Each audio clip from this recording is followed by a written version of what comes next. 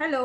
তো চলে এসেছি পার্ট 3 নিয়ে। অ্যান্ড এখানে মায়ের কিছুদিনের প্রিপারেশনের মধ্যে আরও একটা ডিশ অ্যাড হয়ে গেছে। তো চলো প্রিপারেশনটা দেখানো যাক। টানটানা! তো এই যে প্রিপারেশন, অ্যান্ড এটা হচ্ছে আলু টিক্কি চাট। তো বেসিক্যালি আমার চাট জাতীয় জিনিস এত পছন্দ, তো ওই জন্য বিভিন্ন ধরনের আর কি চাট বানাচ্ছে মা। তো এইটা এখন বানিয়েছে আলু টিক্কি চাট। তো চলো ট্রাই করা যাক। তো এখন ট্রাই করব। তো ফার্স্টে